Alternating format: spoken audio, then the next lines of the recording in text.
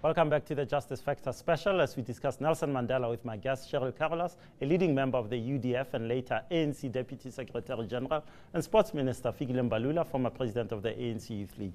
Guys, welcome. Cheryl, let me start with you. I've heard you tell parts of this story, but that day in February 1990, when you and your comrades went into Victor Verster prison, you were part of the Release Mandela campaign committee and to prepare him for us. What was that like for you? Just as the first time I met Tata was in fact in the end of 1989, when he was still at Victor Verster as a prisoner. And I had just come out of detention, and I was in Paris at a meeting where the UDF leadership was meeting with the ANC leadership, and obviously discussing some of the issues that informed Tata's release. And the late Dalla Omar called to Paris, and he said to me that Nelson Mandela had asked to meet me. And it was actually quite a shocker, because I don't think any of us ever believed that we would see Nelson Mandela free, nor did I believe that we would be free. I don't know about Comrade Fikile, but we all said Nkululeko and go, but I don't think we ever believed we would really be free. And then the thought of meeting Nelson Mandela, I actually got quite scared, and I first tried to get out of it. So I said to Comrade Dalla, no, I can't go, I'm in Paris, and the Berlin Wall had just fallen. And you know why? Because I was quite scared that there was no ways that any human being could match up to this image that we had built up in our own minds, in our hearts, as something to hang on to. Well, of course, to cut a long story short, the Comrade Dalla was very clear that we couldn't send a substitute. He wanted to see me. So I went. So this is interesting. Nelson Mandela already had an idea of the leadership of the UDF, the ANC, all the formations inside the country and so forth. Yes, no, he did. I mean, before that, he'd also sent out letters to the UDF, in fact, informing us that he was, in fact, in consultation. And we were hopping mad and confused.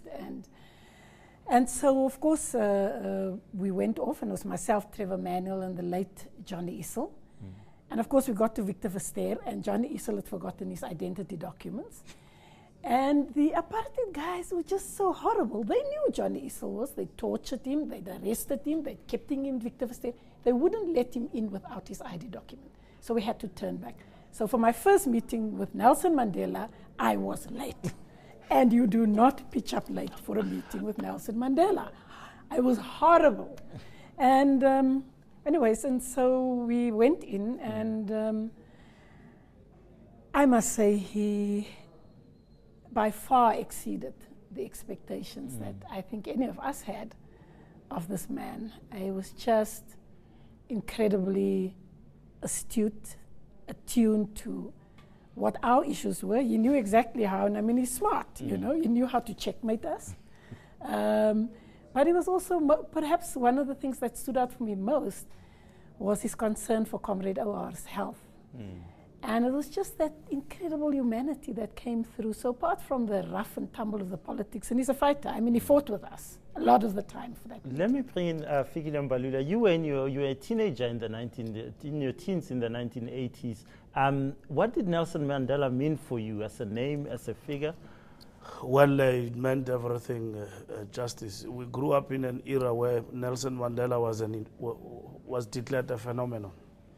And our parents were basically imbued with the apartheid propaganda that Mandela is a myth, and that this Mandela that you are trying to call for his release, you can't undo what the whites have done. White people are supreme, so you must accept.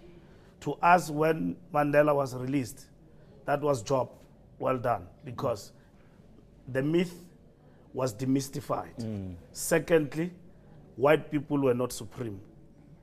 Injustice was not supreme. And there was an eruption in the country. Even in small towns where people have never experienced struggle because of oppression, and so on, they erupted. I remember afterwards we had to go and establish the ANC. You literally went to places where people knew nothing about organization. If you take the Free State, you could talk about the pockets of areas of struggle.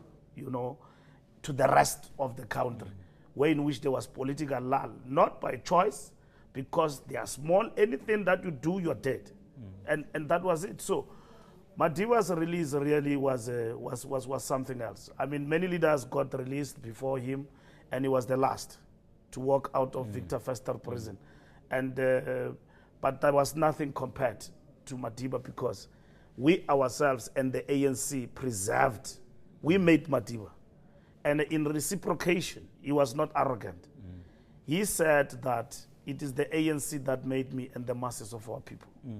But when he walked out, the period between 1990 and 1994 was a harsh period. There was violence in the township, as you pointed out. There were terrible things happening. And then there were the negotiations. And then there was the UDF. There was the ANC externally. There was the trade union movement melding all these forces together. Did he live up to those expectations, the expectations you say he lived up to on that first day when you met him?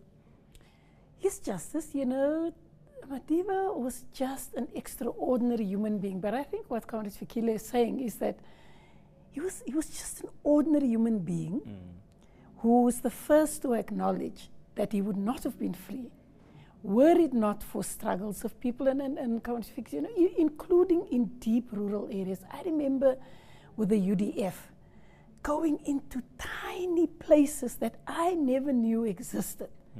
But where the resistance amongst ordinary people and where the Release Mandela Committee was alive and well. I mean, people like Comrade Aubrey Mokoena, Trevor Manuel, we used to travel around to all these tiny little places. And so Tata Madiba was the first person to acknowledge he would not have been free had it not been for the struggles of those people. And it's the generosity of the man. You know, that, but I mean, I do want to come back to the fact that he is an ordinary, very, very ordinary human being who continued to his death to live a very ordinary, simple life, free of bling, but was capable of extraordinary strength. Fikile Mbalula, do you agree with that? No, I agree with that. I mean, Madiba, I mean, you see, they say revolutionaries are not saints. They too love life, but you don't have to drain yourself in a bottle of champagne. But they can have a glass of wine and everything, you know, and so on. Madiba remained focused, and his generation. When we say goodbye to Madiba, we say goodbye to him, outstanding character, individual, paragon of human perfection. And we don't forget that this is a closure of a chapter and the opening of a new one. And, you know, they stood out in terms of what they wanted to achieve up until the end. There was no deviation. And I think history speaks for itself. After the break, we discuss the influence of Nelson Mandela on South Africa and on the world.